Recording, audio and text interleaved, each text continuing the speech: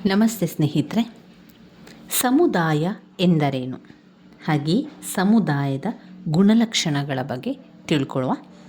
ಸಮುದಾಯ ಎನ್ನುವಂಥದ್ದು ಅನೇಕ ರೀತಿಯಲ್ಲಿ ಸಮುದಾಯವೆಂಬ ಪರಿಕಲ್ಪನೆಯನ್ನು ವ್ಯಾಖ್ಯಾನಿಸಲಾಗಿದೆ.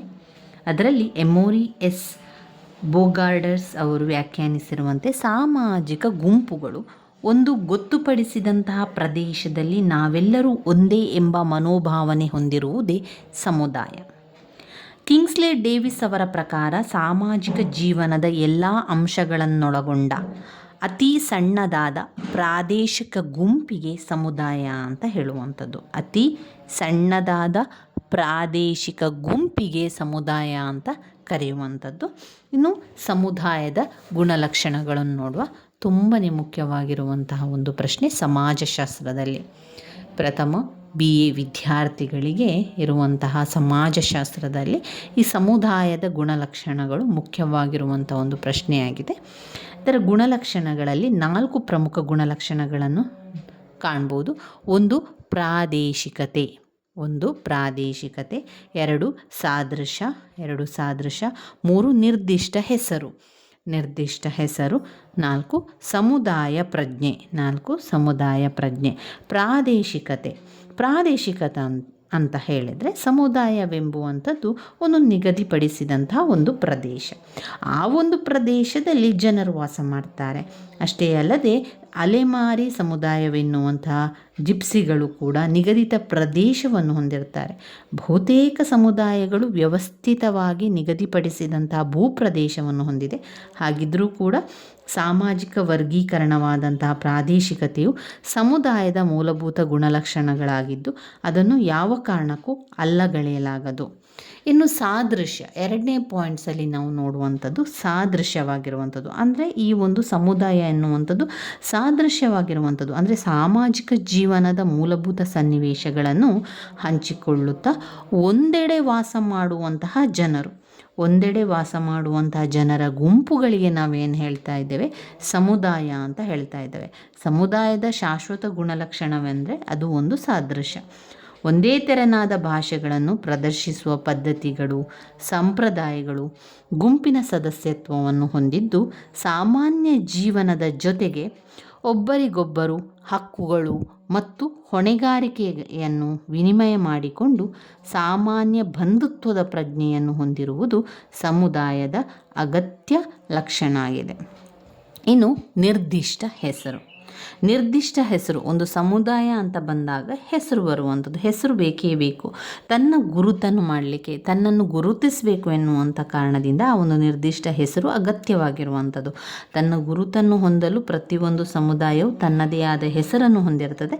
ಗುರುತು ಹಚ್ಚಿಕೊಳ್ಳುವಿಕೆಯು ಸಮುದಾಯದ ತಿರುಳಾಗಿದೆ. ಉಮ್ಲಿ ಅವರ ಮಾತುಗಳಲ್ಲಿ ಹೇಳುವುದಾದರೆ ವ್ಯಕ್ತಿತ್ವದ ಗುರುತಿಸುವಿಕೆಯು ಸತ್ಯಾಂಶದ ಗುರುತಿಸುವಿಕೆ ಮತ್ತು ಗುರುತಿಸುವಿಕೆಯ ಅಂಶಗಳನ್ನು ಸಮುದಾಯದಲ್ಲಿ ನಾವು ನೋಡ್ಬೋದು ಅಂತ ಹೇಳಿದ್ದಾರೆ. ಇನ್ನು 4ನೇ ಪಾಯಿಂಟ್ನಲ್ಲಿ ನಾವು ನೋಡಿದರೆ ಸಮುದಾಯ ಪ್ರಜ್ಞೆ ಅಂತ ಬಂದಾಗ ಒಂದು ಸಮುದಾಯವನ್ನು ಸೃಷ್ಟಿಸಲು ಮೇಲಿನ ಮೂಲಾಂಶಗಳಷ್ಟೇ ಸಾಕಾಗೋದು. ಅಂದರೆ ಈಗ ಪ್ರಾದೇಶಿಕತೆ, ಸಾದೃಶ್ಯ, ನಿರ್ದಿಷ್ಟ ಹೆಸರು ಮಾತ್ರ ಅದಕ್ಕೆ ಸಾಕಾಗುವಂಥದ್ದಲ್ಲ. ಸಾಮಾನ್ಯವಾಗಿ ಒಂದು ಪ್ರದೇಶದಲ್ಲಿ ವಾಸ ಮಾಡುವಂತಹ ಗುಂಪು ಸಮುದಾಯ ಅಂತ ಕರೆಯುವಂಥದ್ದು. ಸಾಮಾನ್ಯವಾಗಿ ಅಲ್ಲಿ ವಾಸ ಮಾಡುವಂತಹ, ಜೀವನವನ್ನು ಹಂಚಿಕೊಳ್ಳುವ ಅರಿವು ಅಗತ್ಯ. ಸಮುದಾಯವು ಒಗ್ಗಟ್ಟಿಗೆ ಹೆಚ್ಚಿನ ಮಹತ್ವವನ್ನು ನೀಡುತ್ತದೆ. ಪ್ರಾದೇಶಿಕ ಅಂಶಗಳಿಗೆ ಒತ್ತನ್ನು ನೀಡದೆ ಸಾಮಾನ್ಯವಾಗಿ ವಾಸಿಸುವ ಪ್ರತಿಫಲವಾಗಿದೆ. ವ್ಯಕ್ತಿಗಳು ಒಟ್ಟಾರೆ ಇರುವಿಕೆಯ ಮನೋಭಾವನೆಯನ್ನು ಬೆಳೆಸಿಕೊಳ್ಳುತ್ತಾರೆ. ಜೊತೆಗೆ ಒಗ್ಗಟ್ಟಿನ ಮನೋಭಾವನೆ ಕೂಡ ಕಂಡುಬರುತ್ತದೆ. ಇಂತಹದ್ದನ್ನೇ ನಾವು ಸಮುದಾಯ ಪ್ರಜ್ಞೆ ಎಂದು ಕರೆಯುವಂಥದ್ದು.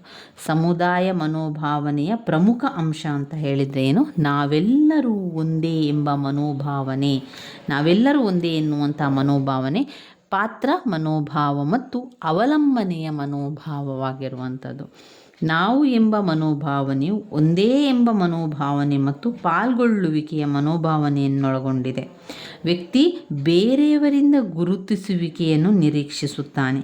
ಹೀಗೆ ನಾವು ಎಂಬ ಮನೋಭಾವನೆಯ ಪ್ರಜ್ಞೆಯು ಸಮುದಾಯವನ್ನು ಧಕ್ಕೆ ಗೊಳಪಡಿಸಿದಾಗ ಇಲ್ಲವೇ ವಿಮರ್ಶೆಗೆ ಒಳಪಡಿಸಿದಾಗ ವ್ಯಕ್ತವಾಗುವಂಥದ್ದು. ಉದಾಹರಣೆಯನ್ನು ನೋಡಿದ್ರೆ, ಭಾರತೀಯರ ಮೇಲೆ ಪಾಕಿಸ್ತಾನದವರು ದಾಳಿ ಮಾಡಿದಾಗ ಭಾರತೀಯರವರೆಲ್ಲರೂ ಕೂಡ ತಮ್ಮ ಭಿನ್ನತೆಗಳನ್ನೆಲ್ಲ ಮರೆತು ಒಟ್ಟಾಗಿ ನಿಂತು ತಮ್ಮ ಸಮುದಾಯವನ್ನು ಸಮರ್ಥಿಸಿಕೊಳ್ಳುತ್ತಾರೆ. ಈ ರೀತಿಯಾಗಿ ಒಂದು ಅವಲಂಬಿತ ಮನೋಭಾವವು ಶಾರೀರಿಕ ಮತ್ತು ಮಾನಸಿಕ ಅವಲಂಬಿತ ಮನೋಭಾವವನ್ನು ಕೂಡ ಒಳಗೊಂಡಿದೆ. ವ್ಯಕ್ತಿಯು ತನ್ನ ಲೌಕಿಕ ಅವಶ್ಯಕತೆಗಳನ್ನು ಸಮುದಾಯದ ಒಳಗೆ ವ್ಯಕ್ತಪಡಿಸಿಕೊಳ್ಳುತ್ತಾನೆ. ವ್ಯಕ್ತಿಯ ಜೀವನ ಮತ್ತು ಆಸ್ತಿಯನ್ನು ಸಂರಕ್ಷಿಸಿಕೊಳ್ಳುತ್ತಾನೆ. ವ್ಯಕ್ತಿಗಳಿಗೆ ಸ್ನೇಹತ್ವ ಮತ್ತು ಭಾವನಾತ್ಮಕ ಸಂತೃಪ್ತಿಯನ್ನು ಸಮುದಾಯವು ಒದಗಿಸಿ ಕೊಡುತ್ತದೆ ಎನ್ನುವಂಥದ್ದು. ಇವಿಷ್ಟು ಸಮುದಾಯದ ಗುಣಲಕ್ಷಣಗಳಲ್ಲಿ ನಾವು ಬರೀಬೇಕಾಗಿರುವಂಥದ್ದು. ಸಮುದಾಯದ ಗುಣಲಕ್ಷಣಗಳ ಪಾಯಿಂಟ್ಸ್ಗಳನ್ನು ಮತ್ತೊಮ್ಮೆ ಹೇಳ್ತಾ ಹೋಗ್ತೇನೆ. 1, ಪ್ರಾದೇಶಿಕತೆ. 2, ಸಾದೃಶ. 3, ನಿರ್ದಿಷ್ಟ ಹೆಸರು. 4, ಸಮುದಾಯ ಪ್ರಜ್ಞೆ. ಪ್ರಾದೇಶಿಕತೆ, ಸಾದೃಶ, ನಿರ್ದಿಷ್ಟ ಹೆಸರು, ಸಮುದಾಯ ಪ್ರಜ್ಞೆ. ಇವಿಷ್ಟು ಸಮುದಾಯ ಎಂದರೇನು, ಸಮುದಾಯದ ಗುಣಲಕ್ಷಣಗಳಲ್ಲಿ ಬರುವಂಥದ್ದು. ಸ್ನೇಹಿತರೆ, ನನ್ನ ವೀಡಿಯೋಸ್ ಎಲ್ಲ ನಿಮಗೆ ಇಷ್ಟ ಆಗಿದೆ ಲೈಕ್ ಕೊಡಿ, ಶೇರ್ ಮಾಡಿ, ಸಬ್ಸ್ಕ್ರೈಬ್ ಮಾಡಲಿಕ್ಕೆ ಮರಿಬೇಡಿ. ಧನ್ಯವಾದಗಳು.